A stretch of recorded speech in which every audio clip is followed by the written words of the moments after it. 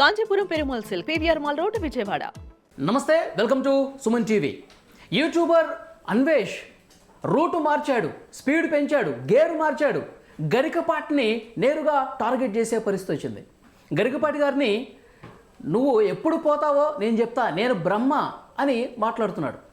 నిన్ను కూడా కాషాయపు బట్టలు వేసుకున్న వాళ్ళు ఎవరైతే ఉన్నారో వాళ్ళందరూ కూడా దేశాన్ని దోచేస్తూ ఉన్నారు, వాళ్ళందరి సంగతి చెప్తా అని మాట్లాడారు.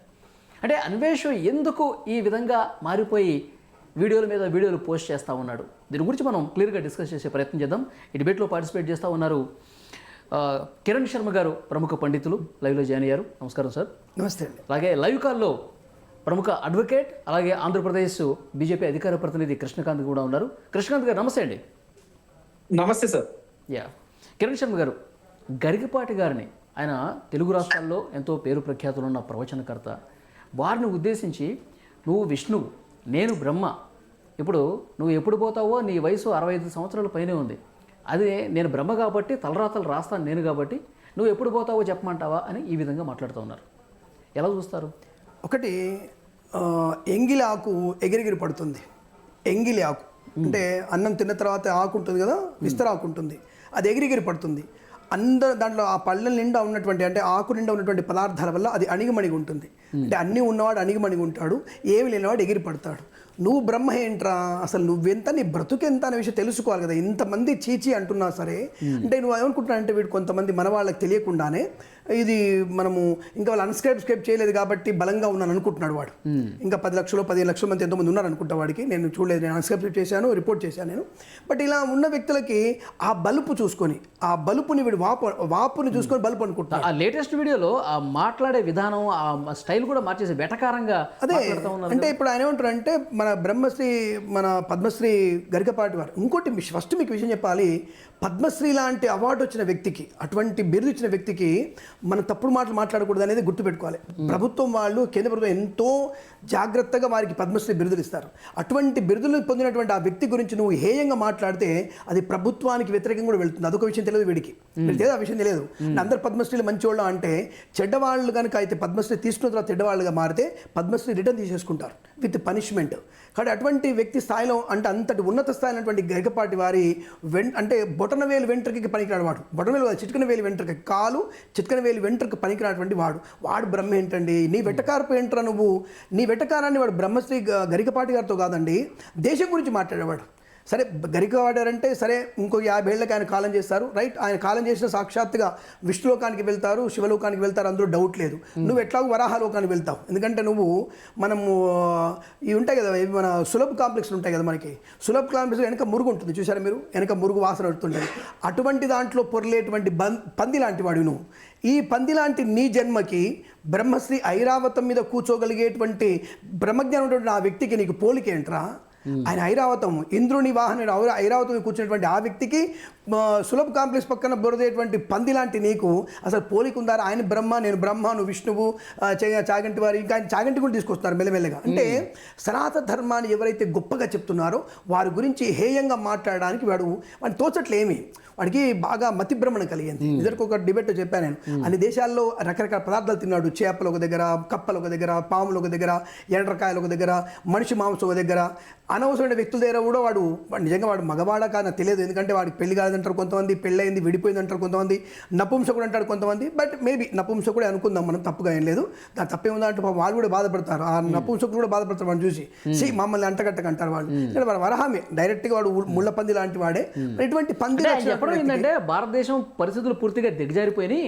నాకు ఆంజనేయ స్వామి కల్లోకి వచ్చాడు, సుబ్రహ్మణ్య స్వామి కల్లోకి వచ్చాడు, శివుడు కల్లోకి వస్తాడు, రేపు భవిష్యత్తులో ముక్కోటి దేవతలు కూడా అందరూ వస్తారు, దేశాన్ని నువ్వు ఉద్ధరించు, నువ్వే గట్టోడివి, వీళ్ళందరికీ బుద్ధి చెప్పాలంటే నువ్వే, కాషాయ బట్టలు వేసుకున్న వాళ్ళు దేశాన్ని దోచేశారు, వాళ్ళకి బుద్ధి చెప్పేది నువ్వే అని చెప్పి దేవుళ్ళు చెప్తున్నారంటే ఆయన కల్లో. ఓకే, అంటే నిత్యానంద ప్లేస్లో ఇంకొకటి వచ్చాడు అనమాట. ఇది బాగుంది ఐడియా.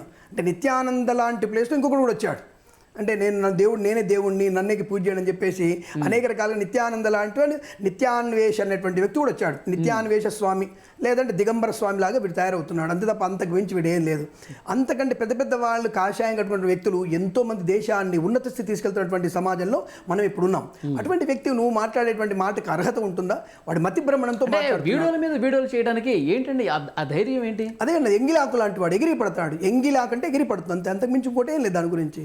రెండవది మీకు మరి లాయర్ గారు లైన్లో ఉన్నారు, వారికి కూడా నాకు నమస్కారాలు చెప్తూ, యాక్చువల్గా ఇది దేశద్రోహం కేసు కిందకి వస్తుంది. అది మనకి ఇప్పుడు సుప్రీంకోర్టు తీసేసింది 2022లో, కానీ దేశద్రోహం కేసు కిందకి వస్తుంది ఇది.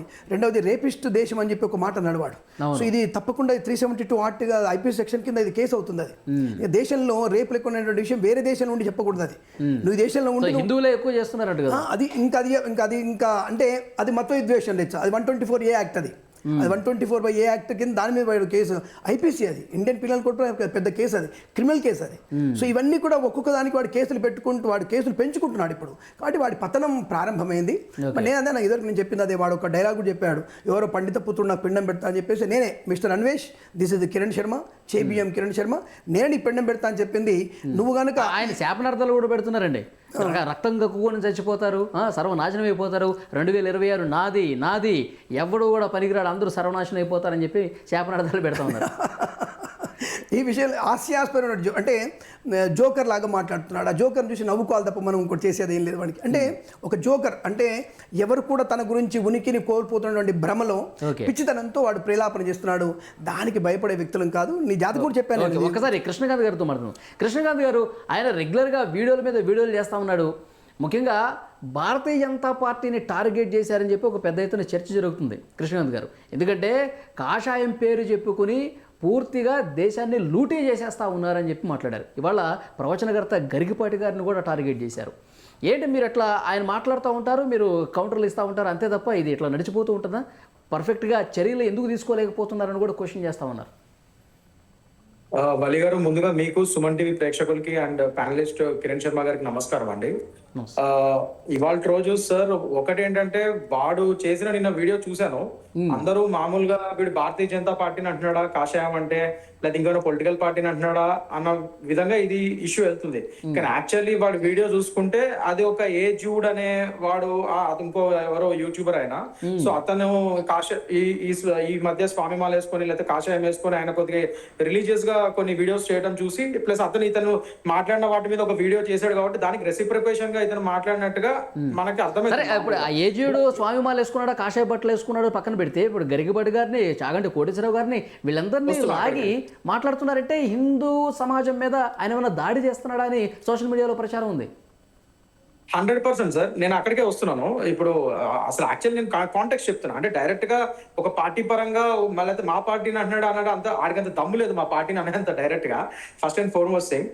కానీ ఒక విధంగా కానీ వాడు అనేది యాక్చువల్లీ వ్యక్తులు వేరే అక్కడ. కానీ ఎవరిని అన్నప్పటికీ కూడా వాళ్ళందరూ కూడా హిందువులే. అండ్ ముఖ్యంగా మీరు చెప్పిన పేరు, ఇప్పుడు ఎవరైతే పద్మశ్రీ అవార్డు గ్రహీత గరికపాటి నరసింహారావు గారు చాలా జ్ఞాని అండ్ ఎన్నో ప్రవచనాలు చేస్తారు. ఆయన ఆంధ్ర మహాభారతం అయితే అసలు నేనైతే చెవు కోసుకుంటాను, అంత బాగా వినేవాడిని. అసలు నాకు చాలా ఇష్టమైన వ్యక్తి ఆయన.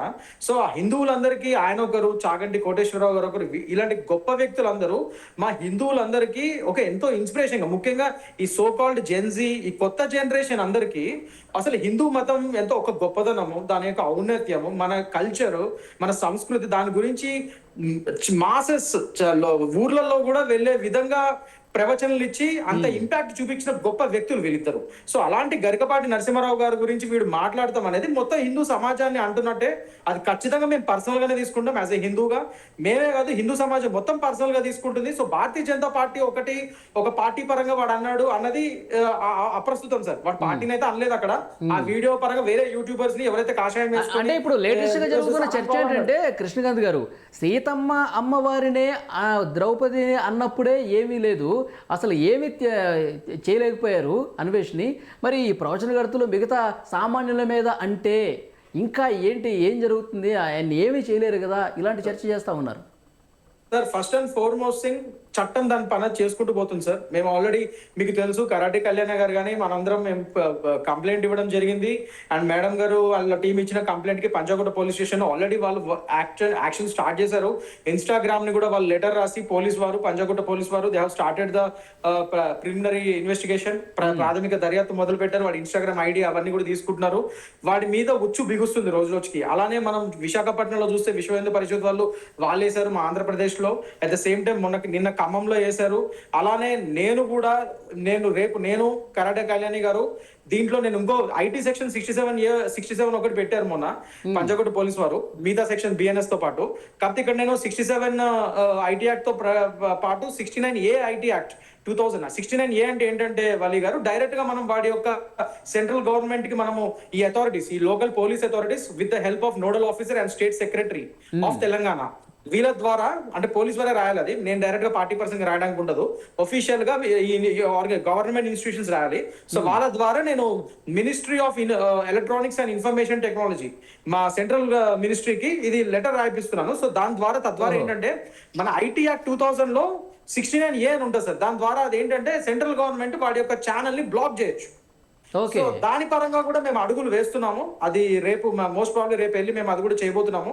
సో అన్ని విధాలుగా మేము కామ్గా ఏం లేము సార్. అన్ని విధాలుగా వాడికి ఉచ్చు బిగుస్తున్నాము, చట్టపరంగా వెళ్తున్నాం. వాట్ ఎవర్ ఇట్ ఇస్ చట్టపరంగా వెళ్తున్నాం. అండ్ మీకు తెలుసు ప్రొసీజర్ ఆఫ్ లా కొద్దిగా టైం టేకింగ్ లాగా అనిపిస్తుంది కాబట్టి, కొద్దిగా టైం టేకింగ్ కాబట్టి, ఎందుకంటే ప్రొసీజర్స్ ఫాలో అవ్వకుండా వెళ్ళాలి కాబట్టి చట్టపరంగా. దానివల్ల పెడితే ఇప్పుడు డైరెక్ట్ గా సెంట్రల్ మినిస్ట్రీ ఆ ఛానల్ క్లోజ్ చేసేసే చర్యలు తీసుకుంటుంది. వేగం అవుతుందంటారా? 100%. యూట్యూబ్ కావచ్చు, సోషల్ మీడియా ప్రతి అకౌంట్ క్లోజ్ చేస్తారా? ప్రతిదీ వాడు ఏదైతే ఐడి అకౌంట్ ఛానల్స్ ఉన్నాయో సోషల్ మీడియాలో అన్ని బ్లాక్ చేయొచ్చు. సో అవన్నీ కూడా పెట్టి మేము రేపు ఇద్దామని అనుకుంటున్నాము. సో అదొకటి చేస్తాం సార్. సో తప్పకుండా సార్. ఒకటి ఏంటంటే, ఎందుకంటే సార్ ఇవాళ రోజు వీడి చేతులారా వీడి కాలు మీద సుత్తితో వీడే కొట్టుకున్నాడు. ఎందుకంటే ఇవాళ రోజు ఇన్ని రోజులు ఫస్ట్ ఏమో అసలు ఎక్కడో ఏదో లేడీస్ విషయంలో ఎవరో ఏదో మాట్లాడితే దానికి రెసిప్రొకేషన్ గా రకరకాల వర్గాలు ఆడవాళ్ళ బట్టల గురించి దానికి రియాక్షన్లు వచ్చాయి. అందులో వీడేదో పెద్ద వత్తాసు గుచ్చుకున్నట్టుగా ఎవడైతే అసలు అమ్మాయిలని ఆబ్జెక్టిఫై చేస్తూ వీడియోలు చేస్తూ బతికే ఒక చిల్లర సన్నాసి వీడు ఇవాళ రోజు మళ్ళీ అమ్మాయిల గురించి వత్తాసు పలుకుతూ వీడేదో మైలేజ్ పెంచుకుందామని మధ్యలో ఇరికాడు. ఇరికినోడు నోరు మూసుకొని ఆ టాపిక్ వరకే మాట్లాడకుండా మళ్ళీ మా దేవీ దేవతలు హిందూ మతాన్ని కించపరిచే విధంగా మాట్లాడాడు. ఇక అక్కడి నుంచి ఈ విషయం వేరే విధంగా వెళ్ళింది.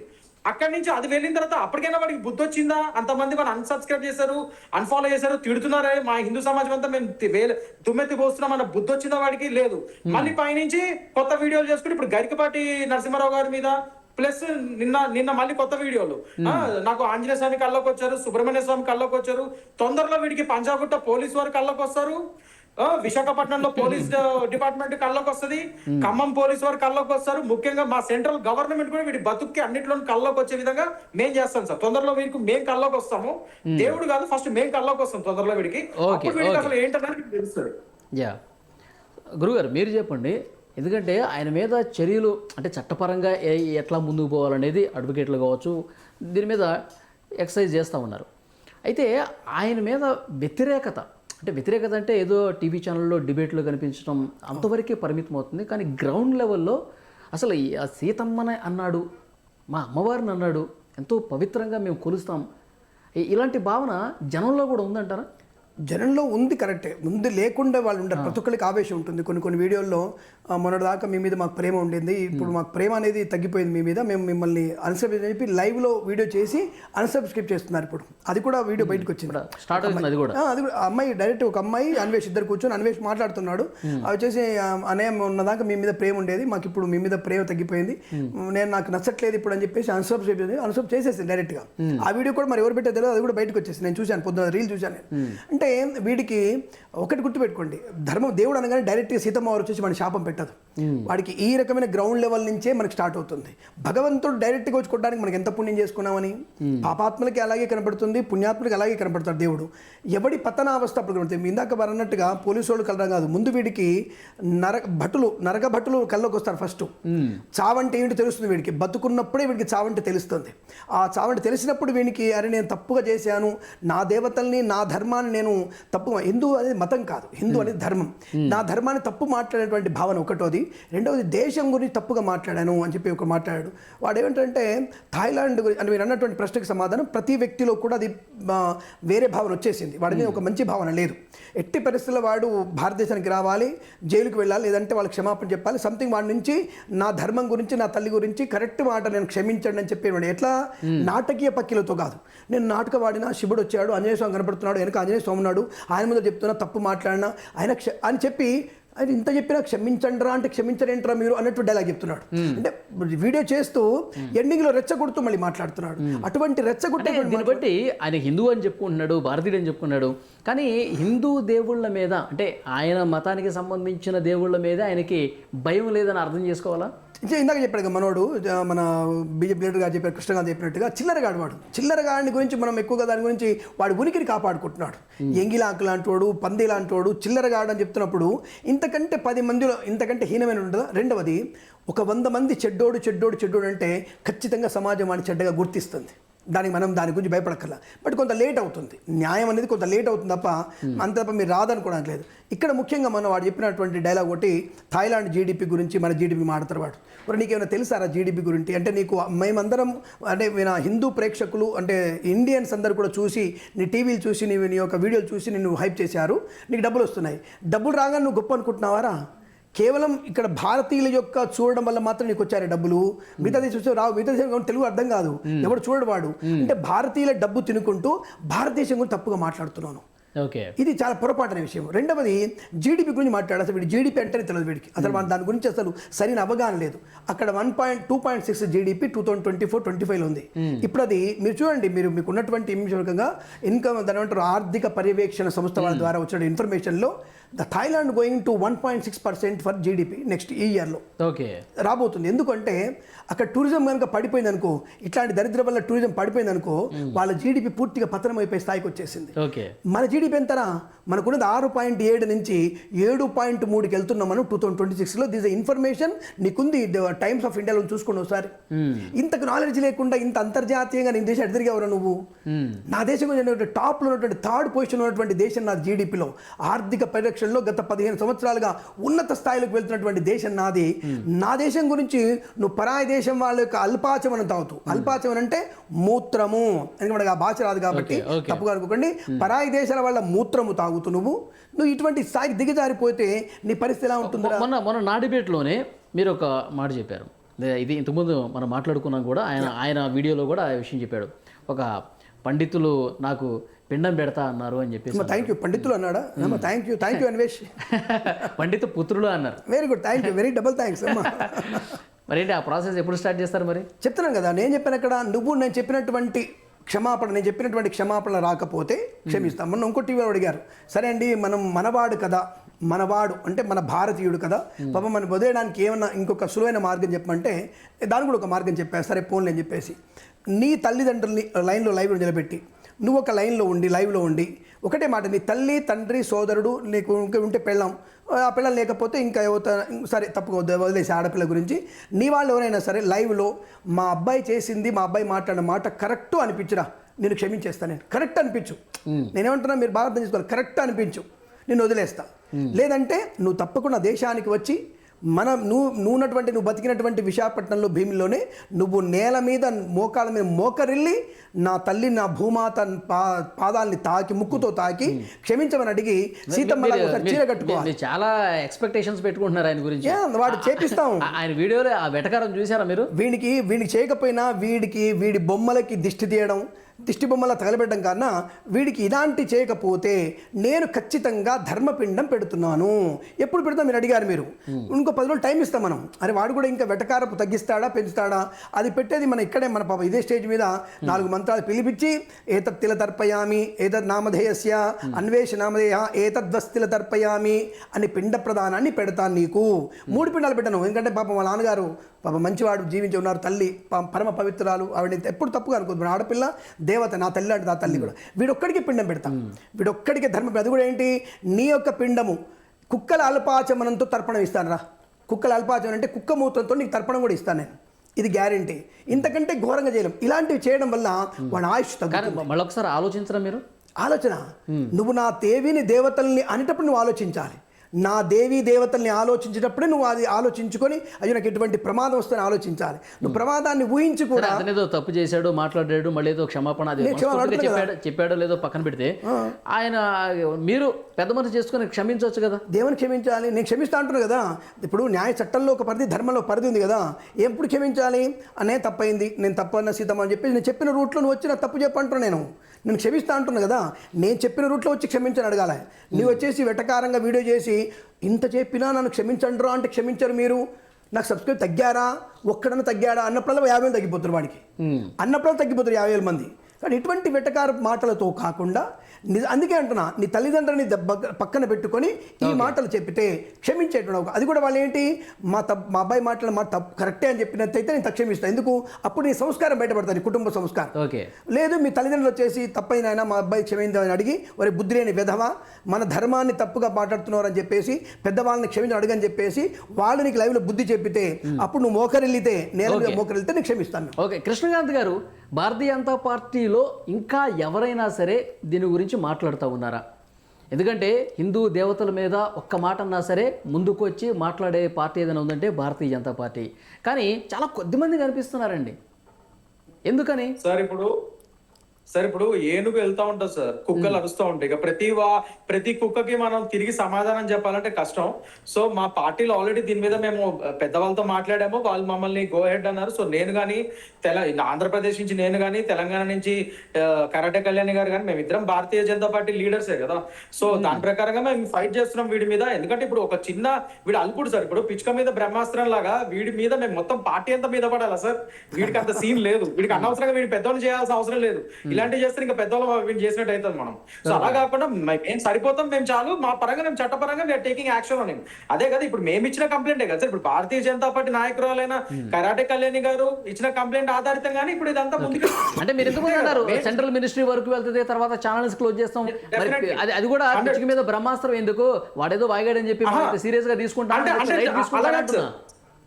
లేదు సార్, లేదు అది చేయాల్సిందే. ఎందుకంటే ఆర్థికమైనటువంటి ఇబ్బంది పెట్టాలి కదా వాడిని, ఆర్థికమైనటువంటి నాశనం చేద్దాం. ఛానల్ అవును, ఒక ఛానల్ ని బ్లాక్ చేయాలంటే compulsory central government, central ministry, నేను చెప్పినట్టు electronics and information technology ministry వాళ్ళ హెల్ప్ కావాలి సార్. వాళ్ళ పర్మిషన్ అయితే బ్లాక్ చేయడానికి ఉండదు. సో దాని పరంగా ఖచ్చితంగా అంతవరకు వెళ్తాం. నేను అదే చెప్తున్నా, చట్టపరంగా అంతవరకు వెళ్ళి మేము అన్ని చేస్తాము.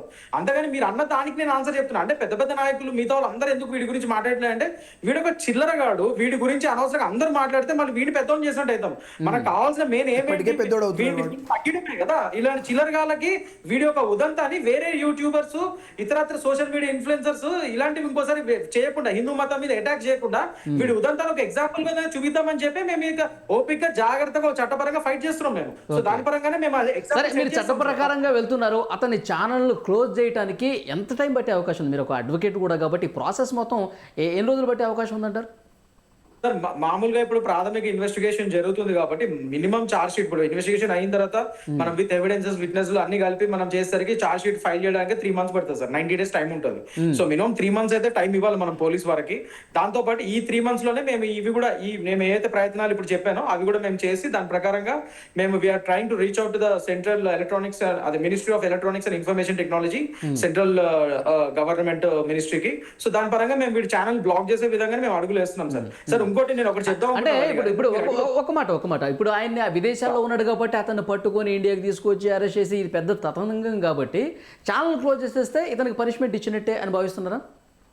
లేదు సార్, లేదు. ఫస్ట్ ఛానల్ బ్లాక్ చేసేస్తాము, అది క్లోజ్ చేస్తాము. దాని తర్వాత మళ్ళీ సైమల్టేనియస్ గా ప్యారలల్ గా ఈ ప్రాసిక్యూషన్ నడుస్తూనే ఉంటది. వాడిని ఇండియాకి తీసుకొచ్చి వాడిని పట్టుకొని వాడు దీంతో ఆ సెక్షన్స్ ఇప్పుడు ఏదైతే బిఎన్ఎస్ ఐపీసీ, ఇదివరకు ఐపీసీ, ఇప్పుడు బిఎన్ఎస్ సెక్షన్స్ 299 కానీ 352 కానీ ఇవన్నీ పెట్టామో, ఇవన్నీ దాని ప్రకారంగా అవి నడుస్తూనే ఉంటాయి. సో వాడిని ఇండియాకి అరెస్ట్ చేసి తీసుకొచ్చిన తర్వాత ఇక్కడ వాటి మీద వాడు ట్రయల్ ఫేస్ చేయాల్సిందే. అదే ఇదే. ఈ లోపల వాడి ఛానల్ కూడా బ్లాక్ చేస్తాం మేము ప్యారలల్ గా దాని మీద కూడా. ఎందుకంటే అది చూసే కదా వాడు ఎగిరి పడుతున్నాడు, ఇదంతా దాని నుంచి వచ్చిందే కదా. సో దాన్నే బ్లాక్ చేస్తాం. ఎందుకంటే అందులోనే కదా వీడు చెత్త కంటెంట్ అంతా పెట్టి హిందువుల మనోభావాలను హట్ చేసింది అంతా అందులోనే కదా. సో అవి బ్లాక్ చేసే విధంగా మేము అడుగులు వేస్తున్నాం ఫస్ట్. దాంతో పాటు ఈ ఐపీసీ సెక్షన్ ప్రకారం క్రిమినల్ పరంగా కూడా ఈ చర్యలు కూడా జరుగుతాయి వాడి మీద. రెండు ప్యారలల్ గా అయితే సార్, ఏది వదిలేదు లేదు వాడిని, అన్ని విధాలు చేస్తున్నాము. అండ్ ఇంకోటి వల్లి గారు, నేను ఇంకోటి చెప్దాం అనుకుంటున్నాను.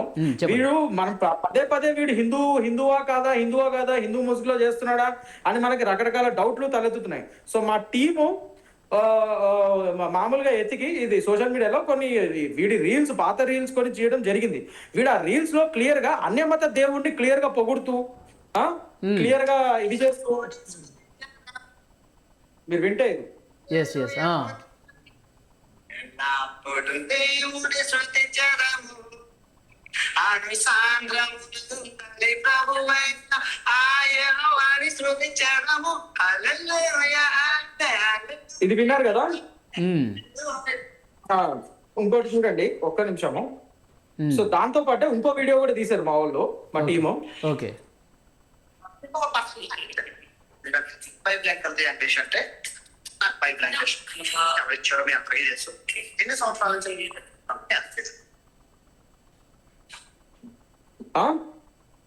హలో, చెప్పండి, వినిపిస్తుంది. యా, సో ఒక్క నిమిషం సార్, సారీ వేరే కాల్ వచ్చింది. ఓకే, సో ఇది సార్ వీడు క్లియర్ గా చెప్తున్నాడు ఇక్కడ, బైబిల్ అంటే ఎంత ఇష్టం నాకు, మీరు చూసారు కదా, నాకు జీసస్ క్రైస్ట్ వల్ల నేను ఎన్ని దేశాలు తిరిగాను.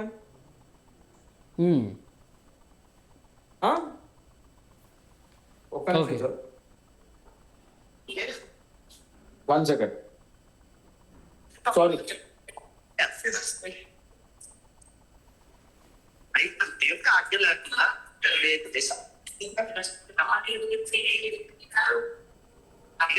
ఆజ్ఞ లేకుండా నేను పైగా చూపించాను. 2000 వీడియోలు చేశాను, 2000 వీడియోలు చర్చలు మిస్ చేశాను.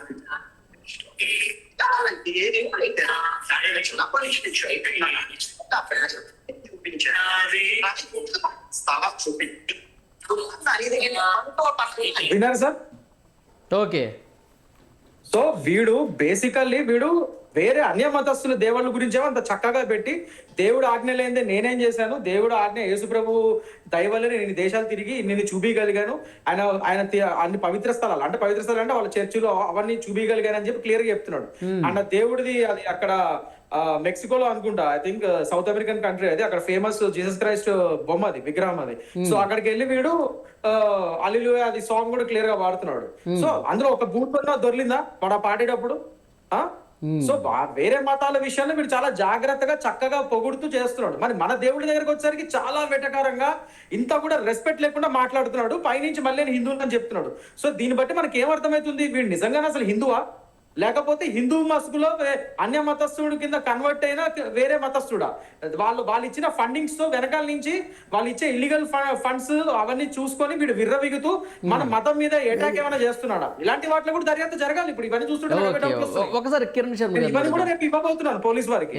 వీటి పరంగా కూడా కొంత దర్యాప్తు చేయాలి. కృష్ణకాంత్ గారు కొన్ని ప్రూఫ్స్ కూడా చూపించారు, ఆ పాటలు పాడటం కానీ ఆ మతం పట్ల, ఆ దేవుడి పట్ల కొంత అభిమానం కలిగి ఉన్నట్టుగా కనిపిస్తూ ఉంది. నిజంగా అలాంటి కుట్రపూరితమైనటువంటి మనస్తత్వంతో ఉన్నాడని చెప్పి భావించాల్సిన అవసరం తప్పకుండా అనిపిస్తుంది. ఎందుకంటే అంటే అటువైపు ఉన్నటువంటి ప్రాంతం అంటే విశాఖ భీమిలి ప్రాంతంలో ఈ మత జాడ్యం అనేది కొంత అందరూ కూడా ఇందాక ఒక మాట అన్నారు కృష్ణకాంత్ గారిని, బీజేపీ గవర్నమెంట్ హిందూ దేవతల గురించి ఫైట్ చేస్తుందని చెప్పేసి, అది రాంగ్ ఇన్ఫర్మేషన్.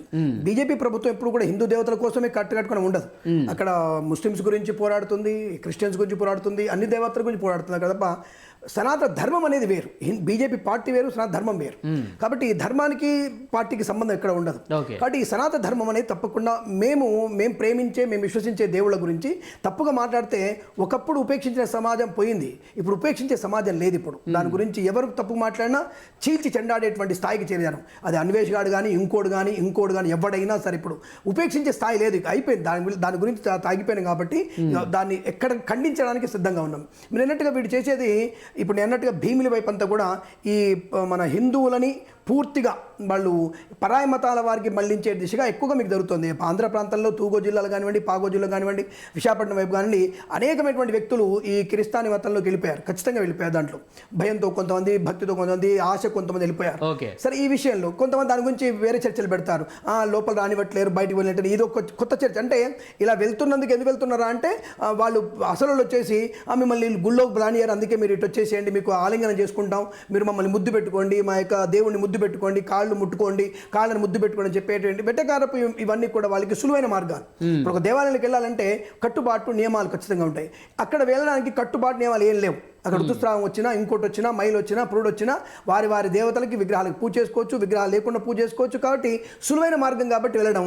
ఇలా పెంచడానికి ఫండింగ్ వస్తుండొచ్చు. ధర్మానికి వ్యతిరేకంగా చేసేటువంటి వ్యక్తులు 400 సంవత్సరాలు చాలా మంది తప్పనబడ్డారు.